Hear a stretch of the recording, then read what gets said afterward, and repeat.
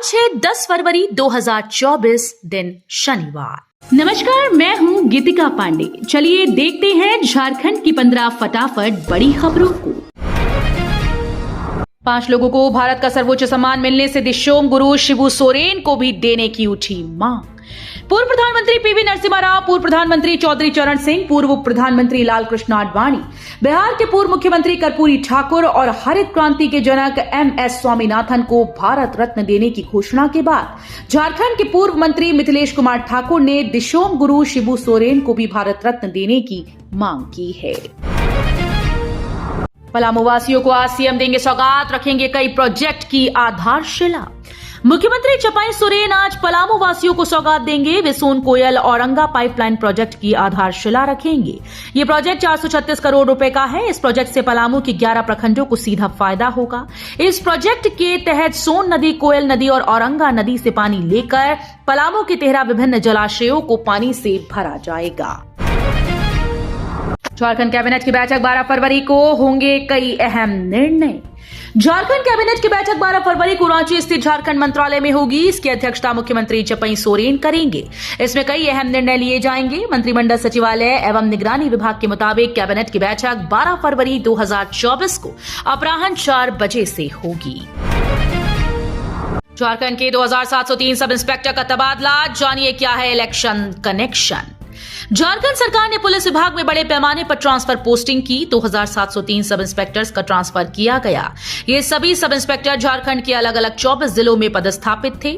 Police उप निरीक्षक के कार्यालय से जारी आदेश में इसकी जानकारी दी गई। 1 साल पुराने कर्मचारियों को तोहफा देगी सरकार, मानदेय में होगा 5% इजाफा। राष्ट्रीय स्वास्थ्य मिशन के तहत अनुबंध पर कार्यरत कर्मियों के लिए अच्छी खबर है। राष्ट्रीय स्वास्थ्य मिशन झारखंड के अधीन कार्यरत वैसे अनुबंध कर्मी जिन्होंने कम से कम 1 साल का कार्यकाल पूरा कर लिया है, उन्हें 5% मानदेय वृद्धि का लाभ मिलेगा। साझा रणनीति पर काम करेगी झारखंड, बंगाल और उड़ीसा की पुलिस। लोकसभा चुनाव से पहले नक्सलियों के खिलाफ 3 राज्यों की पुलिस संयुक्त कार्रवाई करेगी। इसकी तैयारी शुरू कर दी गई। इसमें झारखंड, बंगाल, उड़ीसा पुलिस संयुक्त रूप से अभियान चलाएगी। इससे नक्सलियों के साथ ही बड़े अपराधियों पर शिकंजा भी कसा जाएगा। झारखंड में भी इस तक ठंड से नहीं मिलेगी राहत, 12 से बारिश के आसार। झारखंड में पश्चिमी विक्षोभ का असर कई जिलों में देखने को मिला। दिन में धूप होने के बावजूद हवाओं ने ठंड का एहसास दिलाया। पिछले 24 घंटे में राज्य में मौसम शुष्क रहा। इससे अधिक उच्चतम तापमान 28.8 डिग्री से चाईबासा में, जबकि सबसे कम न्यूनतम तापमान 5.2 डिग्री सेल्सियस गढ़वा में दर्ज किया गया। झारखंड में अब सिपाही के बराबर मिलेगी सैलरी, 14,000 से ज्यादा को फायदा। झारखंड में विधि व्यवस्था सहित विभिन्न जगहों पर ड्यूटी कर रहे होमगार्ड जवानों को सिपाही के समकक्ष वेतन देने के प्रस्ताव वित्त विभाग को भेजा गया। प्रस्ताव मंजूर हो गया तो उनका वेतनमान लगभग दुगना हो जाएगा। विभागीय मंत्री के कार्यभार संभालने के बाद वित्त विभाग इस प्रस्ताव पर अंतिम निर्णय लेगा। 1.5 साल बाद भी झारखंड के 2000 सेवानिवृत्त कर्मचारी कर रहे पेंशन का इंतजार। झारखंड में पुरानी पेंशन योजना लागू होने के 1.5 साल बाद भी रिटायर्ड कर्मियों का इसका लाभ नहीं मिल पा रहा। राज्य सरकार द्वारा 1 सितंबर 2022 को नई पेंशन योजना समाप्त कर पुरानी पेंशन योजना लागू की गई थी।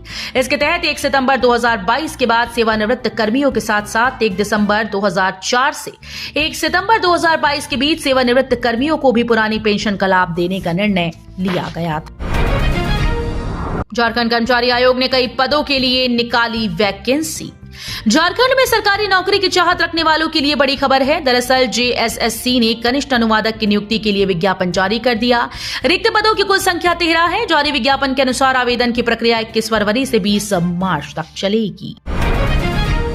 चपाई सोरेन ने अबू आवास योजना के 24,827 लाभुकों के अकाउंट में ट्रांसफर किए 74.48 करोड़। मुख्यमंत्री चपाई सोरेन ने जमशेदपुर के गोपाल मैदान में अबू आवास योजना के लाभुकों को स्वीकृति पत्र प्रदान किया।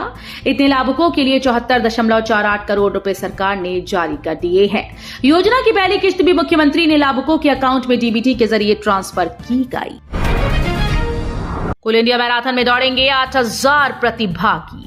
सेंट्रल कोलफील्ड्स लिमिटेड के द्वितीय कोल इंडिया मैराथन का आयोजन कल रांची के मोरहाबादी में किया जाएगा। इस बार लगभग 8,000 प्रतिभागी मैराथन में दौड़ लगाएंगे। इस वर्ष अब तक 7,410 प्रतिभागियों ने पंजीकरण कराया है। इसमें पुरुष प्रतिभागियों की संख्या 6,049 और महिला प्रतिभागी 1,361 हैं। झारखंड से उड़ीसा के लिए राहुल गांधी हुए रवाना। भारत जोड़ो न्याय यात्रा के तहत झारखंड आने पर पाकुड़ से सिमडेगा तक राहुल गांधी का भव्य स्वागत हुआ। युवा कांग्रेस के प्रदेश महासचिव देव शर्मा ने कहा कि वे पूरी यात्रा के दौरान राहुल गांधी के साथ रहे। सिमडेगा से उन्हें उड़ीसा के लिए विदा किया। इस दौरान हर जिले में उनका भव्य स्वागत हुआ। फिल्म निर्माता प्रकाश झा को एचसी से राहत, रांची कोर्ट का संज्ञान रद्द।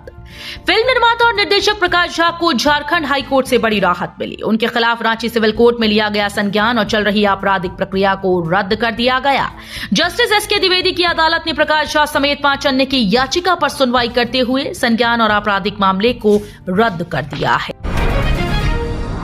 लकवा के मरीजों की आवाज आएगी वापस। आईआईटी दिल्ली और एम्स म्यूजिक थेरेपी पर कर रही काम। लकवा के मरीजों की आवाज वापस लाने को लेकर एम्स दिल्ली आईआईटी के साथ मिलकर म्यूजिक थेरेपी पर काम कर रही है। एम्स का मानना है कि स्ट्रोक के मरीजों को बिना देरी किए डॉक्टर से परामर्श लेना चाहिए। आंकड़े कह रहे हैं कि 2 साल की देरी के बाद मरीज थक हार कर एम्स पहुंचते हैं। तो ये थी आज की बड़ी खबरें। अगर आपको न्यूज पसंद आई हो तो वीडियो को लाइक और शेयर करना बिल्कुल न भूलें।